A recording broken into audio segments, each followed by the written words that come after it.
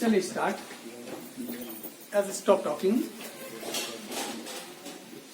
हम ये लगभग शायद अंग्रेजी साम्राज्य का प्रतिकार पार्ट 5 पिछले 4 दिन से हम पढ़ रहे हैं और पढ़ेंगे तो बेहतर ही पढ़ेंगे, क्योंकि इसके अलावा इससे बेहतर करने के लिए अभी हमारे पास कुछ काम है नहीं।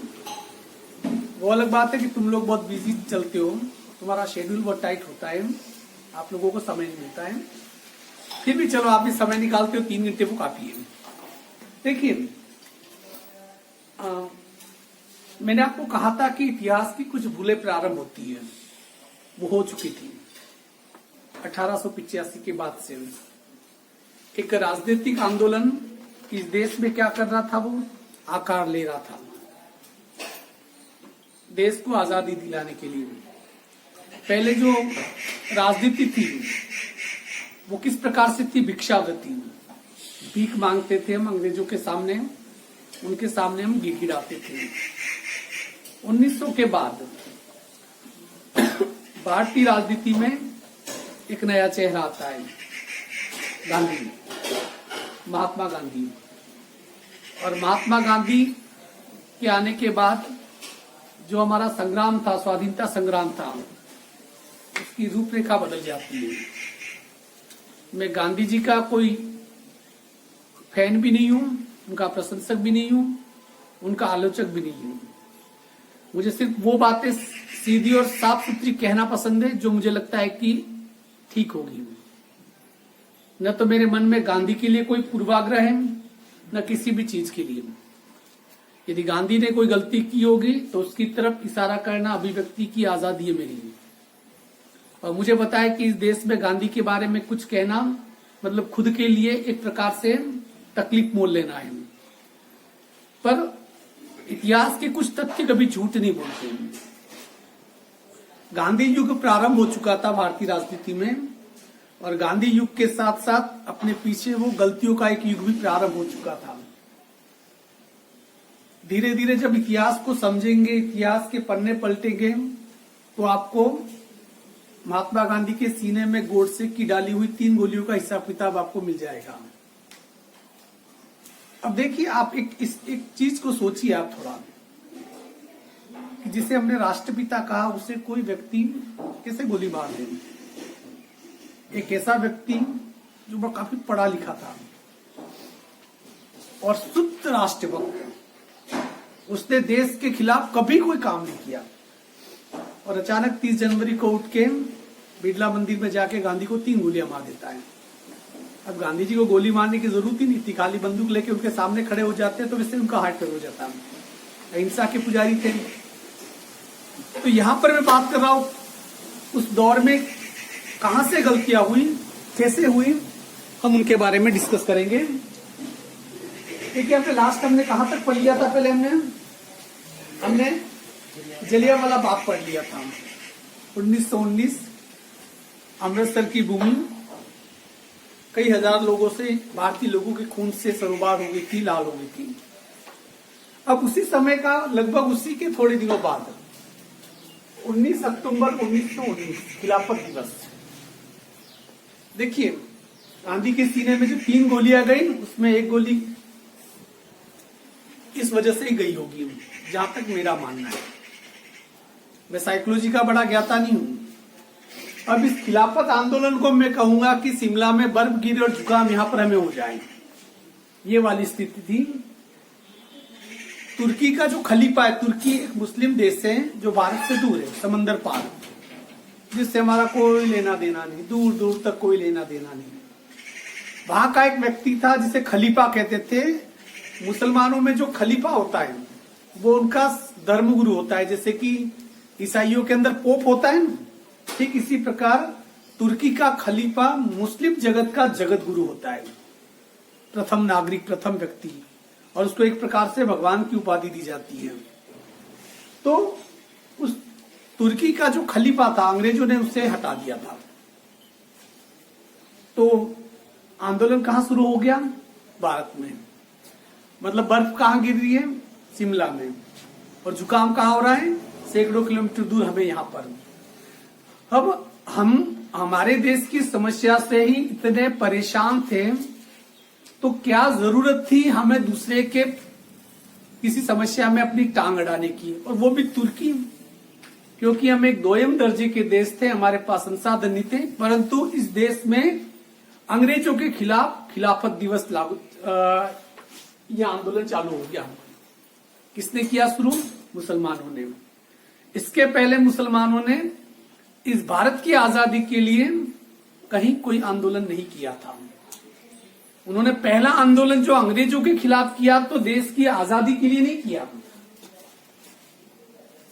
उन्हें देश की आजादी के लिए नहीं किया। उन्होंने जो पहला आंदोलन किया वो आंदोलन उन्होंने किया ताकि कहीं दूर दूसरे देश में उनके मुसलमान भाई के साथ कोई ज्यादती हो रही, उसके लिए आंदोलन किया, और गांधी ने उसका साथ दिया।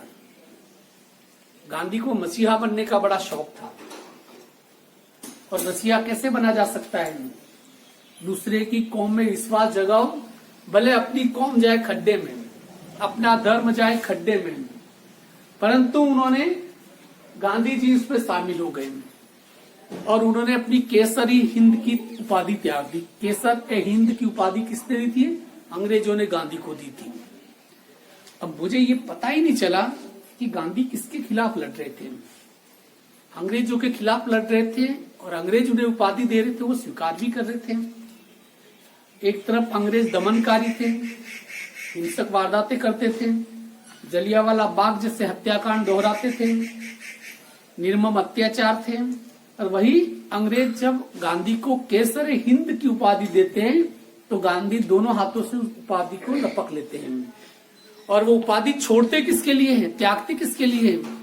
तुर्की में कोई खलीफा है, उसके समर्थन में होने वाले आंदोलन में अपनी वो उपाधि त्याग देते हैं। मतलब मसीहा बनने का ये झूठा ढोंग है, वो अंत तक कहीं न कहीं कालांतर में गांधी को ले डूबा था।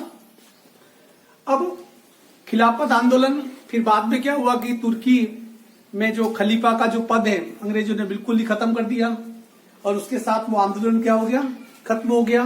पर इस खिलाफत आंदोलन का ये प्रभाव पड़ा, ये मानने में आता है कि इससे हिंदू और मुसलमानों के बीच में एकता कायम हुई, और जिसे कहते हैं गंगा जमुना तहजीब। बड़ा खोखला झूठा शब्द है। और पूरी स्वाधीनता संग्राम यदि आंदोलन का यदि जिक्र किया जाए, उसमें यदि गिने चुने इक्का दुक्का गिने चुने लोगों को छोड़कर इन लोगों की शहादत का कहीं नामो निशान नहीं है। अशफाकुल्लाह खान, बिस्मिल्लाह खान, और इसके अलावा कुछ चंद और लोग। उसके अलावा किसी शहीद का नाम आपको याद आता है? आपको नहीं आएगा। परंतु खिलाफत आंदोलन ऐसा था जिसमें मुसलमानों ने बढ़ चढ़कर भाग लिया था, और हमने मान लिया कि अंग्रेजों के खिलाफ है। पर ये भूल, ये गलती आप करना मत। इतिहास में आपको ये गंगा जमुना तहजीब सिखाया जाएगा, और मैं खुद भाईचारे का पक्षधर हूं, पर अपने धर्म और संस्कृति का बलिदान करके यदि कोई गंगा जमुना तहजीब की बात करता है तो वो मुझे स्वीकार्य नहीं। अब इसके बाद गांधी ने शुरू किया असहयोग आंदोलन। देखिए, गांधी इस देश में बहुत घूमे थे, पैदल घूमे थे। इस देश को समझने में उन्होंने बहुत समय लगाया था। उसके बाद वो सक्रिय रूप से राजनीति में आए थे। अब जो असहयोग आंदोलन है, जैसे कि नाम इसका पूरा इंग्लिश में नाम है नॉन कॉर्पोरेशन मूवमेंट, असहयोग करना। हर आंदोलन के पीछे आप देखिए, गांधी को ये बात पता थी कि हथियार उठाने की ताकत हम लोग खो चुके हैं, क्योंकि 1000 साल की गुलामी बहुत बड़ा अरसा होता है। गांधी को ये पता था कि मैं लोगों से ये आह्वान करूं कि बंदूकें तलवारें लेके निकल जाओ अंग्रेजों को मारने के लिए, तो शायद घर के बाहर कोई भी नहीं आएगा। परंतु यदि गांधी ने सोचा कि लोगों से ये कहा जाए कि अंग्रेजों का साथ मत दो, ये काम बड़ा आसान था। ये कहना किसको कि तू उसको थप्पड़ मार दे, किसी को थप्पड़ मारना मुश्किल काम होता है, पर आपसे ये कहा जाए कि वो थप्पड़ मारे तो खा ले, ये कोई मुश्किल काम नहीं है।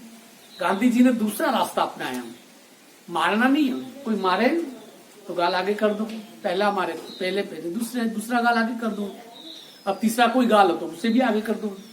होता तो गांधी उसे भी आगे करवाई देते हैं। तो जो असहयोग आंदोलन था, ये किसकी उपज था? रॉलेट एक्ट, नो वकील, नो अपील, नो दलील।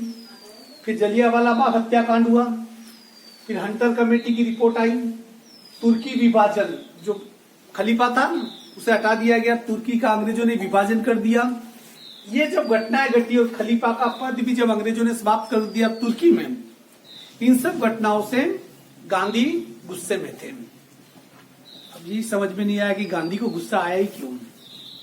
शायद ये खलीफा के पद समाप्त होने से उन्हें काफी तकलीफ पहुंची होगी, परंतु गांधी काफी निराश थे और उन्होंने सोचा कि अब कुछ बड़ा करना पड़ेगा। और बड़ा करने के उसी रोह में 1920 में कांग्रेस का एक अधिवेशन हुआ। उस अधिवेशन में महात्मा गांधी ने कौन सा प्रस्ताव पारित किया? असहयोग प्रस्ताव।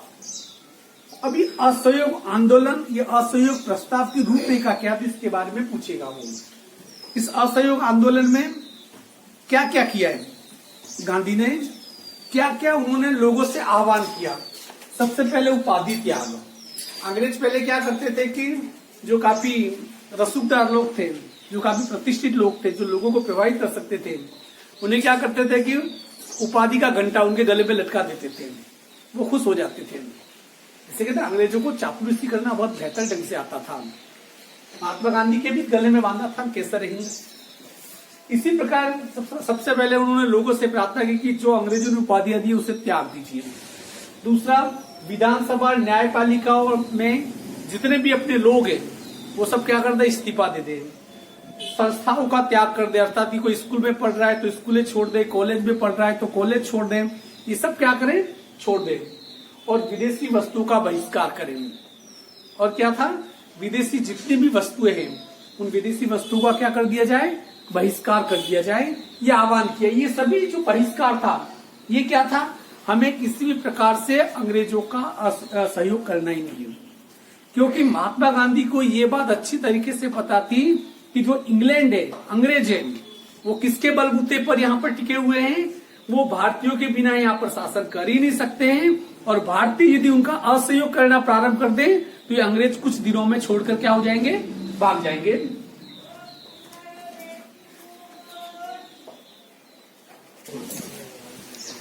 तो इस प्रकार से ये असहयोग आंदोलन का क्या हो रहा था, ये दौर चल रहा था।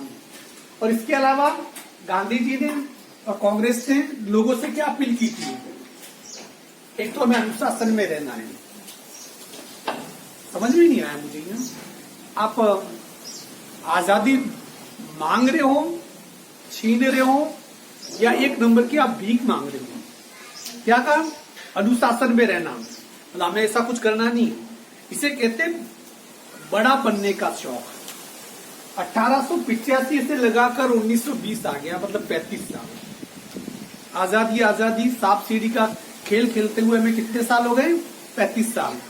आजादी अभी तक दूर दूर तक हमें नजर नहीं आ रही थी। पूरा हिंदुस्तान एक साथ खड़ा हो जाता तो एक दिन में, सिर्फ कितने, आजादी कितने दिन में मिल सकती थी? एक दिन में। परंतु अंग्रेज अपनी रणनीति में कामयाब हो रहे थे। वो दिनों को क्या कर रहे थे, आगे खिसका रहे थे। अनुशासन में रहना, राष्ट्रीय शिक्षण संस्थाओं की स्थापना। दूसरा क्या है कि भारत की और भारत में अब भारत अंग्रेजों की बनाई हुई स्कूलों कॉलेज में अध्ययन नहीं करेंगे, अपनी खुद की स्कूलें बनाएंगे, संस्थाएं खोलेंगे। पंच निर्णय, अर्थात कि गांव में कोई भी झगड़ा फसाद होगा तो किसी हमें पुलिस थाने में नहीं जाना है। जो गांव के पंच मिलकर निर्णय कर देंगे हमें अंग्रेजों को क्या करना है, असहयोग करना है। कोई हमें उनकी बात नहीं माननी है। हाथ से कते कपड़े पहनना, जो हाथ से बने हुए कपड़े होंगे, इंग्लैंड के कारखानों से आए हुए जो पॉलिस्टर के जो कपड़े होते वो नहीं पहनेंगे, हम हाथ से बने हुए कपड़े पहनेंगे। और इस पूरे आंदोलन में, ये पूरा आंदोलन उफान पे था। पूरे भारत में लगभग 30,000 लोगों ने गिरफ्तारियां दी। आंकड़ा 30,000 का है, सरकारी आंकड़ा, तो इसका मतलब सोचो कि 50,000 से ज्यादा लोगों ने क्या दी, अपनी गिरफ्तारियां दी। आगे बढ़कर गिरफ्तारियां दी। पुलिस कहीं पकड़ने नहीं गई, आगे जाके कि हमें गिरफ्तार करो। उन्होंने एक प्रकार से जेल भरो आंदोलन उन्होंने प्रारंभ कर दिया। और ये 1920 ये जो असहयोग आंदोलन था चरम पर पहुंच चुका था। लग रहा था कि बस आजाद होने वाले हैं। और ठीक उसी समय एक घटना घटती है, चोरी चोरा कांड। चोरी चोरा नहीं है ये, चोरी चोरा उत्तर प्रदेश के गोरखपुर जिले में एक जगह है चोरी चोरा। वहां पर एक जो भीड़ थी शांतिपूर्ण प्रदर्शन कर रही थी, पर पुलिस ने उस शांतिपूर्ण प्रदर्शन करने वाली भीड़ के ऊपर अत्याचार करना प्रारंभ कर दिया।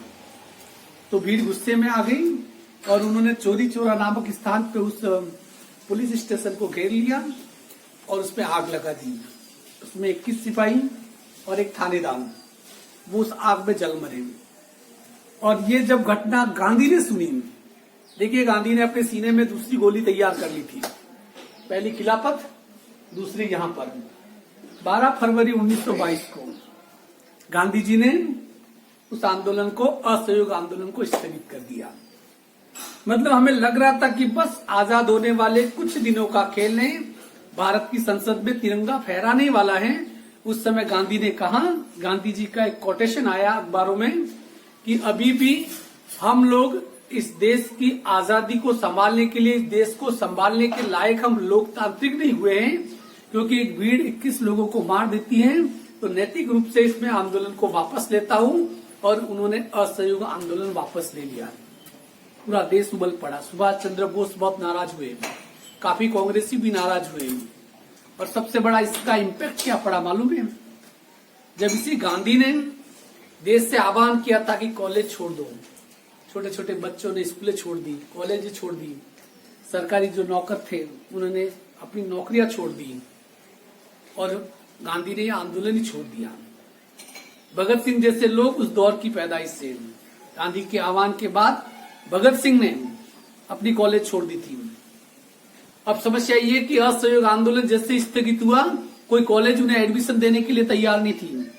खुद अच्छा हुआ मदन मोहन मालवीय ने कॉलेज की स्थापना की थी, वहां पर ऐसे लोगों को एडमिशन दे दिया गया। बाकी ये बच्चे इधर से उधर घूमते रहते हैं। और भगत सिंह और चंद्रशेखर आजाद जैसे लोगों के मन में जो पहली बार गांधी के लिए गुस्सा पनपा था, वो इस असहयोग आंदोलन के स्थगित करने के लिए। और भारतीय इतिहास की सबसे ब्लंडर भूलों में से एक भूल थी महात्मा गांधी की असहयोग आंदोलन को स्थगित करना। यदि उस समय नहीं किया होता तो हम 1925 के आसपास हम आजाद हो जाते हैं, अर्थात कि अपनी आजादी के भी 22 साल पहले। ये दूसरी भूल थी गांधी ने, पहली खिलाफत आंदोलन, दूसरी असहयोग आंदोलन को रोक देना, बीच में रोक देना। इसमें प्रश्न पूछ सकता है असहयोग आंदोलन के कारण क्या थे, उसमें क्या क्या उपाय किए गए थे, असहयोग आंदोलन को स्थगित क्यों किया गया। ये कहानी की तरफ आपको याद रह सकता है। अब इसके बाद था साइमन कमीशन। देखिए साइमन कमीशन, मैंने कहा था हर घटना के पीछे पर्दे में एक दूसरी फिल्म चल रही थी जिसे इतिहास देख नहीं रहा था।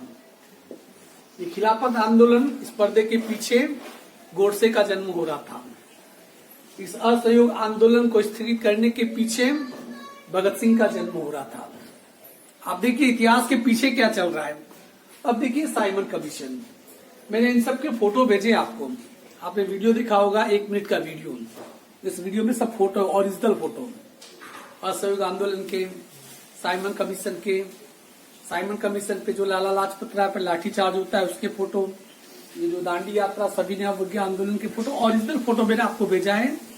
थोड़ी आपको फुर्सत हो तो जरूर देख लेना, उत्सुकता के नाते ही देख लेना। सब ब्लैक एंड व्हाइट फोटो है, उस जमाने में ब्लैक एंड व्हाइट कैमरा आ चुका था। अब साइमन कमीशन, अब 1927 में अंग्रेजों ने एक आयोग की स्थापना की थी, इसके नेतृत्व में सर जॉन साइमन, चूंकि व्यक्ति का नाम था, उस आयोग का अध्यक्ष था सर जॉन साइमन, इसलिए उसको क्या कहा गया, साइमन कमीशन कहा गया। और उसका काम क्या था, भारतीय जो सरकारी अधिनियम है, भारत में जो कानून है उनकी समीक्षा के लिए, कि यहाँ पर जिस हिसाब से शासन चलता था उसकी समीक्षा के लिए 7 सदस्यों का एक आयोग बनाया गया। और वो आयोग कहां से आया, ब्रिटेन से। और उसमें 7 के 7 सदस्य कौन थे, अंग्रेज। और खुद साइमन, सर जॉन साइमन, वो भी क्या थे, अंग्रेज। अब मुझे ये बताओ कि भारत में किस प्रकार से सुधार किए जाएंगे, किस प्रकार से संवैधानिक सुधार किए जाएंगे, इन सुधारों के बारे में एक 7 समंदर पार ब्रिटेन में रहने वाला कोई व्यक्ति अच्छी तरीके से जान सकता था या भारत में रहने वाला कोई हिंदुस्तानी। ऑब्वियसली हिंदुस्तान हम ही जान सकते थे, और इस कमीशन में एक भी हिंदुस्तानी नहीं था, और इसकी वजह से लोगों के मन में साइमन कमीशन के प्रति आक्रोश था। इसलिए जैसे ये बॉम्बे में उतरा, ये आयोग जैसे बॉम्बे पहुंचा, वहां पर इसका विरोध प्रारंभ हो गया। Simon commission go back, Simon commission go back. आप यदि YouTube पे जाओगे तो उसके बहुत सारे ओरिजिनल वीडियो भी आपको मिल जाएंगे। Simon commission go back. अब मैंने आपको एक तस्वीर बताई, इसमें साइमन कमीशन की मैंने तस्वीर, उसको ध्यान से देखना। एक तस्वीर में लाला लाजपत राय विरोध कर रहे हैं, पगड़ी पहनी हुई है, और पास में उनके ठीक पास में एक युवक खड़ा है। वो युवक आने वाले समय में कालांतर में वो जाना जाता है भगत सिंह के नाम से। उस समय फिर सांडर की जो उस समय लाला लाजपत राय पर हमला होता है, लाठीचार्ज किया जाता है, और लाठीचार्ज के 1 महीने के बाद लाला लाजपत राय की मौत हो जाती है। और लाला लाजपत राय को शेरे हिंद कहा जाता था। वो वाकई बहुत ही निडर व्यक्ति थे, बुजुर्ग व्यक्ति थे, और भारतीय राजनीति में उनकी गांधी से भी ज्यादा पकड़ थी उस जमाने में। तो 1 महीने के बाद सर के ऊपर जो चोटें आई, उन चोटों की वजह से लाला लाजपत राय की मृत्यु हो गई। और लाला लाजपत राय जाते जाते कह के गए कि मेरे सर पर हुए लाठी का हर प्रहार, मेरे सर पर हुए लाठी का हर प्रहार अंग्रेज साम्राज्य की ताबूत की कील साबित होगा। अंग्रेज साम्राज्य की ताबूत की अंतिम कील साबित होगा। ताबूत की कील का मतलब क्या होता है, थोड़ा सा समझ लीजिए। आपने मालूम है कोई मर जाता है तो जो अंग्रेज लोग ताबूत बनाते हैं, फिर उसे अंदर डेड बॉडी रखने के बाद फिर उससे क्या करते हैं, कीलों से क्या करते हैं, बंद करते हैं। तो क्या कहा, मेरे सर पर होने वाला लाठी का हर प्रहार अंग्रेज साम्राज्य के लिए ताबूत की अंतिम कील साबित होगा। और ये बात सही साबित हुई, और वाकई लाला लाजपत राय की मृत्यु के बाद पूरा देश उबल गया। फिर बीच की स्टोरी तुम्हारी इस किताब से गायब कर दी है। लाला लाजपत राय की हत्या करने वाला जो व्यक्ति था, जिसने लाठी प्रहार किया था, उसके पास में खड़े युवक भगत सिंह और सुखदेव राजगुरु, इन्होंने तय किया इस व्यक्ति को मार दिया जाए। और जिस दिन उसे मारना होता है उस दिन वो नहीं पहुंच के उसकी जगह सैंडर्स आ जाता है। हालांकि वो भी एक प्रकार से हत्यारा होता है। तो भगत सिंह उस सैंडर्स को क्या करते हैं, गोली मार देते हैं और उसकी हत्या कर देते हैं, और वहां से भगत सिंह भाग जाते हैं। उस समय पहले जब तक हत्या होती है उसके पहले तक भगत सिंह सिख थे, दाढ़ी और पगड़ी पहनते थे, परंतु जैसे ही हत्या की और भगत सिंह बेस बदलने में माहिर थे, इसलिए क्लीन सेव करा के वो अंग्रेज टोपी और कोट वोट की जो फोटो देखते हो वो उसके बाद की फोटो है। वहां से भगत सिंह भाग गए। बाद में उनको पकड़ा गया, लाहौर जेल में डाला गया। भगत सिंह की पर इस पे चूंकि टॉपिक नहीं है, इसलिए मैं कभी उसको फ्री टाइम में अपन भगत सिंह के बारे में पूरा जानेंगे। और भगत सिंह क्या थे उसके बारे में यदि आपको पता ही करना है तो YouTube पे मैंने भगत सिंह के बारे में एक वीडियो डाल रखा है। उस वीडियो को आप जरूर देख लेना। 5-7, 10-15 मिनट का वीडियो है, और वो हर जगह का उस पे फोटो है जो जहाज से रिलेटेड भगत सिंह थे, तो वो आपको समझ में आ जाएगा। आप देखिए कि लाला लाजपत राय का जो प्रकरण दोहराया जा रहा था, इसके बैकग्राउंड में भी एक नई फिल्म चल रही थी, किसकी, भगत सिंह, सुखदेव और राजगुरु की। और 1930 में इसी साइमन कमीशन की रिपोर्ट आई कि उन्होंने भारत में औपनिवेशिक साम्राज्य को स्थापित करने से मना कर दिया। अर्थात कि अंग्रेज राज करेंगे पर भारत के लोग भी होंगे, उसके लिए भी उन्होंने क्या कर दिया, साइमन कमीशन ने मना कर दिया। और जिसकी वजह से देश में एक बार फिर एक आक्रोश की लहर दौड़ पड़ी। इसके बाद इन सब चीजों से निराश होकर गांधी ने चलाया सविनय अवज्ञा आंदोलन। नाम से इसे लगता है कि अब पता नहीं क्या कर रहे हैं। 1857 की क्रांति हुई, नाम था गदर क्रांति, कुछ लगता है नाम ही। सविनय अवज्ञा आंदोलन। सविनय का मतलब विनय पूर्वक बात नहीं माननी। मतलब ये कि हम जिसका विरोध कर रहे हैं, जिन अंग्रेजों का विरोध कर रहे हैं, तो विरोध भी ऐसे करें कि उनके मन को हम कष्ट नहीं पहुंचाएं। पता नहीं गांधी किस युग की देन थे, नहीं पता। हालांकि ये अपने आप पे बड़ी बात होती है, पर मेरा ये मानना है कि एक पूरी पीढ़ी को जो लड़कर आजादी ले सकती थी, उस पूरी पीढ़ी को कायर बनाने का काम इस व्यक्ति ने किया था। और उसके लिए इस देश का इतिहास कभी गांधी को माफ भी नहीं करेगा। तरीका तो देखिए, जो चीज हमें तोहफे में मिलती है उसकी कदर नहीं है। आजादी की कदर हमें कहा है? आजादी की क्या कीमत हम जानते नहीं। हमें तो साइन करके आजादी दी कि दिले बेटा ले ले, तेरा हिंदुस्तान ले ले। और अंग्रेजों ने क्या किया? आपको लगता है कि इस देश के दो टुकड़े कर दिए, पाकिस्तान और भारत? आपको क्या लगता है कि अंग्रेजों ने किए? गलत फहमी है तुम्हारी। ये हमारे अपने लोगों ने किए, इन लोगों ने किए। और भारत के आज तीन देश बराबर एक देश होता भारत। फिर हमारी सीमा अफगानिस्तान से लगाकर फिर बर्मा तक थी, बांग्लादेश हमारे अंदर था, पाकिस्तान हमारे अंदर था। परंतु वो विभाजन हुआ। देखिए, जितने भी सेंसिटिव पॉइंट है, विवादास्पद निर्णय हैं, वो सभी निर्णय इस किताब में नहीं है। कितना पूर्वाग्रह से ग्रस्त रहकर इतिहास लिखा गया है। अर्थात कि जिसका जिक्र होना चाहिए था, देश का विभाजन हुआ, देश के विभाजन में लाखों लोग मारे गए थे, उसका जिक्र होना चाहिए था। पाकिस्तान कैसे बना, उसका जिक्र होना चाहिए था। पर जिक्र करने वाला करे कौन? क्योंकि 1947 के बाद जो लोग इस सत्ता में आए, जिनकी सरकारें बनी, उन्होंने इस देश का जब विभाजन करवाया था, तो वो अपनी इतिहास की किताबों में अपने आप को विलेन साबित करने के लिए ये तो लिख के जा नहीं सकते थे कि ये विभाजन हमने करवाया। और वहां तब से लगाकर 1914 तक, अभी तक ये सब इतिहास की कब्र में दफन रहा। अब धीरे धीरे पन्ने पलटे जा रहे हैं। पर मुझे लगता है कि आपको यदि इतिहास पढ़ने का शौक हो तो ये किताब है, बड़े होकर पढ़ना। अभी भी समझ में नहीं आएगी। आजादी आधी रात को, फ्रीडम एट मिडनाइट, डोमिनिक लोपियर की बुक से, बहुत जबरदस्त किताब है। और वो किताब 1947 से लगाकर 1948 तक, एक साल में इस देश में क्या होता है, उसमें जो लिखा हुआ है तथ्यों के साथ, सबूतों के साथ, आपकी सोच बदल देगी वो किताब। जब भी कभी मौका मिले और ऐसा हो, एग्जाम 10 नहीं पढ़ जाओ, छुट्टी आएगी, मुझसे ले जाना, मेरे पास है वो किताब। तो इन सभी चीजों के बाद एक आंदोलन चला है, सविनय अवज्ञा आंदोलन। सविनय मतलब कि विनय पूर्वक, अवज्ञा का मतलब आज्ञा नहीं मानना। एक ऐसा आंदोलन, हम हाथ जोड़कर प्रार्थना करके अंग्रेजों की आज्ञा नहीं मानेंगे, अंग्रेजों का कोई भी काम नहीं करेंगे। और ये सेकंड लास्ट आंदोलन प्रारंभ हुआ।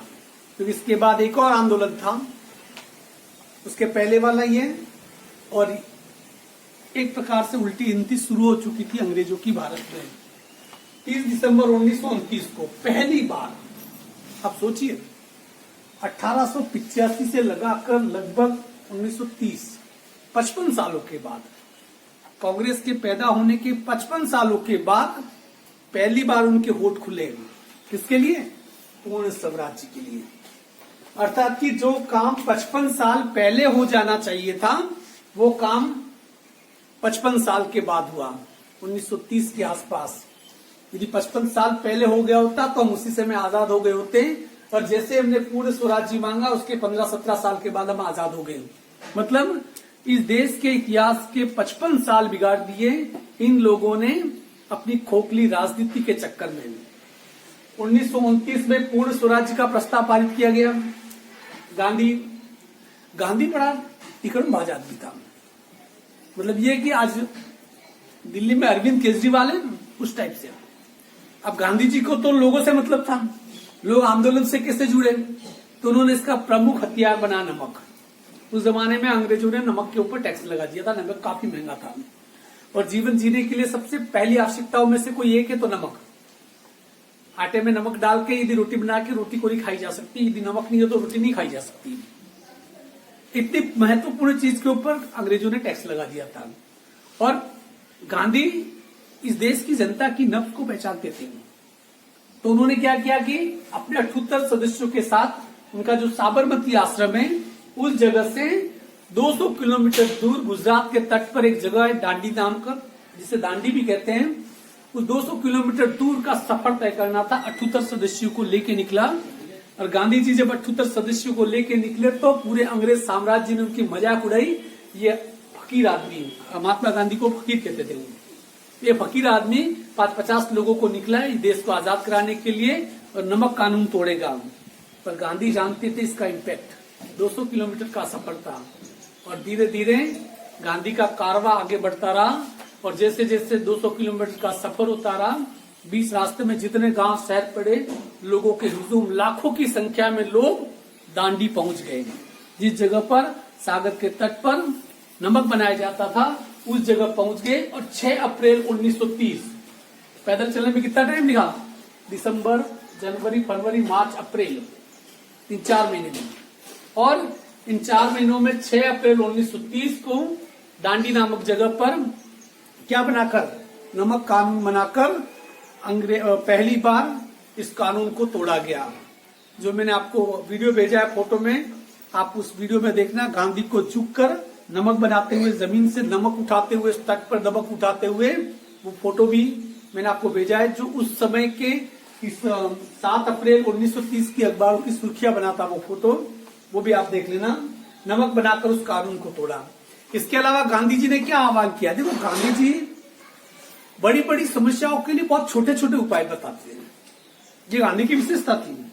गांधी का इस मामले में प्रशंसक हूं मैं कि गांधी जी नब्ज को पहचानते थे लोगों की। उन्होंने क्या किया? एक तो गैर कानूनी नमक बनाया, शराब और अफीम की दुकानों के बाहर धरना, और जहां जहां अंग्रेजों की शराब और अफीम की दुकानें थी उसके बाहर महिलाओं के द्वारा धरना दिया जाता था। अब दुकान के बाहर यदि महिलाओं द्वारा धरना दिया जाए, हो सके कि पुलिस आके उठा लेगी।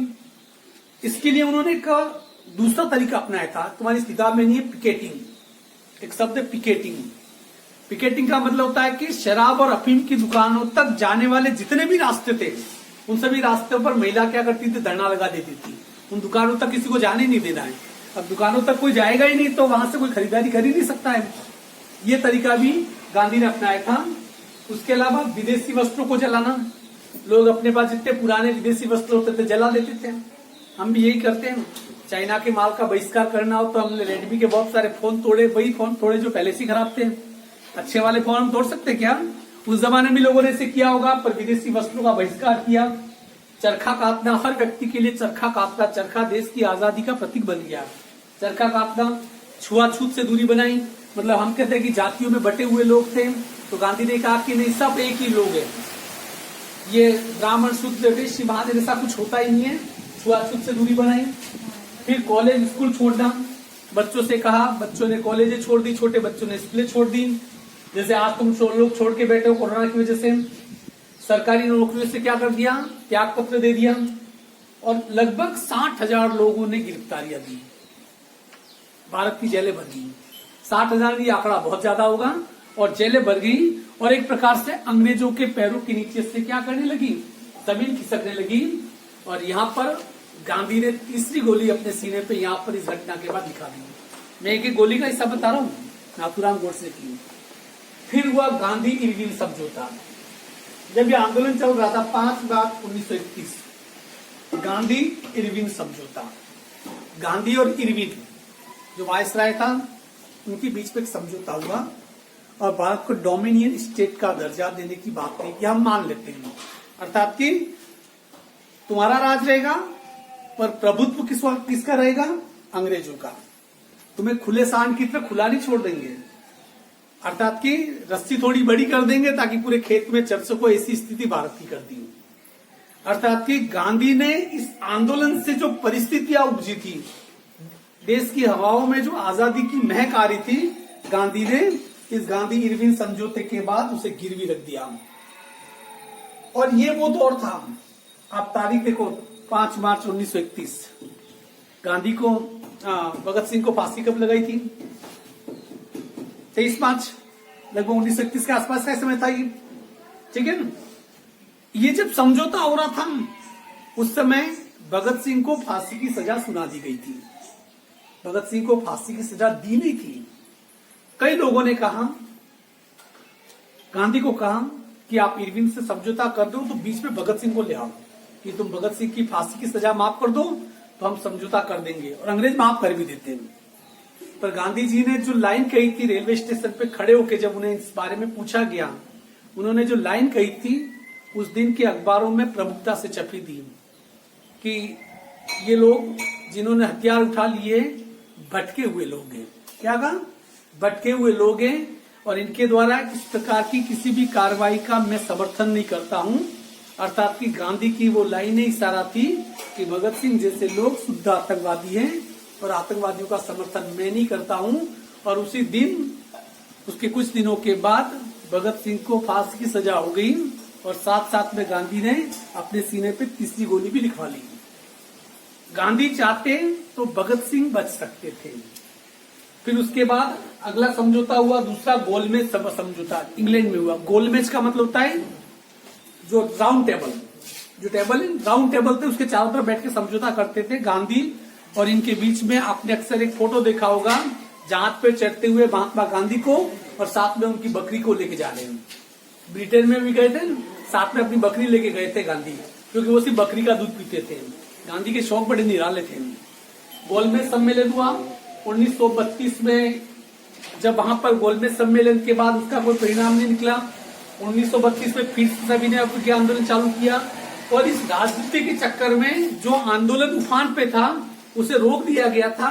और जब वो सभी तरीके फैल हो गए तो 1932 में फिर से आंदोलन जब चालू किया, पर जब आग एक बार बुझ जाए, राख के अंदर आप कितनी भी फूंक मारो, राख से वापस आग नहीं लग सकती है। और जब 1932 में चालू किया तो ये आंदोलन असफल हो गया। 1933 में गांधी खुद ने उसे असफल घोषित किया और इसके साथ साथ उन्होंने असफलता की जिम्मेदारी लेते हुए 1933 में कांग्रेस की प्राथमिक सदस्यता से भी क्या कर दिया, उन्होंने इस्तीफा दे दिया। तो आज इन आंदोलनों के बारे में पढ़े, ये मैं इतिहास की कुछ पढ़ते खोल रहा हूं। मैं ऐसा नहीं कि मैं तुम्हें पका रहा हूं, बोर कर रहा हूं, वॉट एवर भी, आई डोंट नो, परंतु ये कि सच्चाई को कहना ही पड़ेगा। सिर्फ किताबें पढ़ने से कुछ नहीं होगा। उसके बाहर इसके बाद एक और आंदोलन होता है, भारत छोड़ो आंदोलन, उसके बारे में हम कल पढ़ेंगे। सामाजिक के लिए आज के लिए इतना ही काफी है। 5 मिनट का ब्रेक, नोट्स बना लेना।